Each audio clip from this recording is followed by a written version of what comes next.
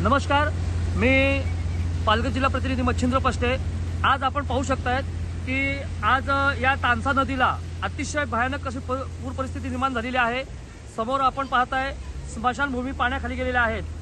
सदर या वाडा भिवंडी महामार्गावरती जो भिवंडीच्या दिशेने जाणारा जो पूल आहे, या पुलावरती खूप मोठे असे खड्डे पाहायला मिळत आहेत। एकंदरीत ही परिस्थिती पावसाच्या प्रत्येक वेळेस हे पुराची परिस्थिती निर्माण झाल्यानंतर अशा पद्धतीचं हे आपण दृश्य पाहू शकतायत।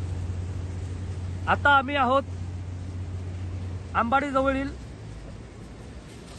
तानसा नदीच्या पुलावरती आहोत। एकंदरीत सर्वत्र ठिकाणी पूरमय परिस्थिती आहे। प्रशासनाने दिलेल्या माहिती सूचनेप्रमाणे गावातील आजूबाजूच्या सर्व लोकांना सतर्कतेचा इशारा सुद्धा दिलेला आहे। कोणीही काम नसल्यास घराच्या बाहेर पडू नये असं सातत्याने सांगण्यात येत आहे। आणि ही परिस्थिती आपण पाहू शकताय की ही परिस्थिती एकंदरीत अतिशय भयानक आहे। अजून पावसाचा जोर वाढलेला आहे, पावसाचा जोर आहे।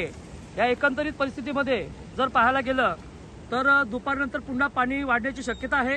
कारण वरती असलेले जे धरणं आहेत, या धरणामध्ये जेव्हा पाण्याचं विसर्जन केलं जाईल त्यावेळेस पुन्हा या नदीला खूप मोठ्या पद्धतीने पुराची परिस्थिती निर्माण होईल। आणि या अशा एकंदरीत परिस्थितीमध्ये जर लगतचे जे गावं आहेत, या गावांमध्ये पाणी जाण्याची शक्यता वर्तवली गेलेली आहे आणि सतर्कतेचा इशारा दिलेला आहे।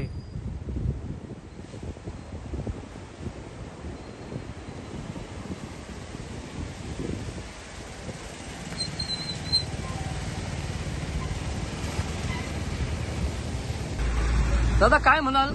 आज अशा पद्धतीचे या रोडची दयनीय अवस्था झालेली आहे आणि पूरमय एका ठिकाणी पूरमय परिस्थिती आहे। काय म्हणू शकाल तुम्ही? मी साधारणतः या रस्त्यावर 10-12 वर्षे प्रवास करत आहे। या रस्त्याची परिस्थिती जर पाहता दयनीय अवस्था आहे।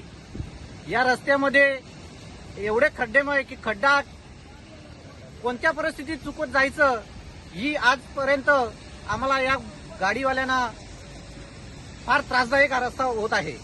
साधारणतः प्रशासनाने या रस्त्यावर 900 कोटी रुपये खर्च करून या रस्त्याची दुरवस्था जर पाहिली तर आत्ता सध्या तरी तागायत कोणत्याही प्रकारे रस्त्याची पूर्णत्वाला गेले नाही। त्याच्यामुळे फार या लोकांना जाण्या येण्याचा त्रास होत आहे। प्रशासनाने याच्याकडे लक्ष देऊन हा रस्ता पूर्वस्थितीत करण्यात यावा। पावसाळ्यापुरती तरी व्यवस्थित करून लोकांच्या सुखसोयीसाठी हा रस्ता पूर्णतः इगल ट्रक्चर कंपनी व त्यांचे कोणी ठेकेदार असतील त्यांनी हा रस्ता पूर्णतः क्लिअर करून लोकांना जाण्या येण्यासाठी व्यवस्थित करण्यात यावा।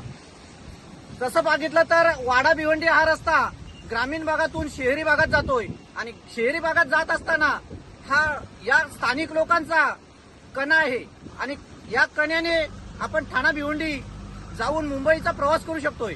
पण या रस्त्याची दयनीय अवस्था असताना या जाणाऱ्या येणाऱ्या लोकांना फार त्रास होत असून या त्रासामुळे कित्येक लोकांच्या नोकऱ्या गेल्या, कित्येक लोकांचे अपघात झाले आणि या अपघाताला प्रशासन की ठेकेदार जिम्मेदार कोण आणि याची स्थानिक प्रशासनाने और स्थानिक आमदारांनी खासदारांनी याची दखल घ्यावी आणि हा रस्ता लोकांना जाण्यासाठी सुव्यवस्थित करण्यात यावा। आजची परिस्थिती जर पाहिली तर पूर परिस्थिती फार असून सर्व गावागावामध्ये पाणी शिरलं आहे। तसं बघितलं तर आम्ही अकलूलीकडनं बघत आलोय, अकलोली गावामध्ये पाणी गेलंय। इकडे जर बघितलं तर रौदी गावामध्ये पाणी गेलंय, मेड गावामध्ये पाणी गेलंय। पूर परिस्थिती शासनाने दिलेल्या या आजच्या परिपत्रकानुसार तीच परिस्थिती आज आहे। नक्कीच आज आपण पाहू शकताय जशी नागरिकांनी त्यांची खंत सांगितलेली आहे या रोड संदर्भात। आपण पाहू शकताय, मी तुम्हाला रोडची परिस्थिती दाखवतोय। या वाडा भिवंडी महामार्गाची जर परिस्थिती पाहता जर गेले तर असा हा पूर्ण खड्डामय, म्हणजे खड्डा कसा चुकवावा हा मोठा प्रश्न असतो आणि अनेक वेळा या रोडला मोठे मोठे अपघात होऊन खूप लोकांचा बळी गेलेला आहे। एकंदरीत ही परिस्थिती आपण पाहताय वाडा भिवंडी रोडची।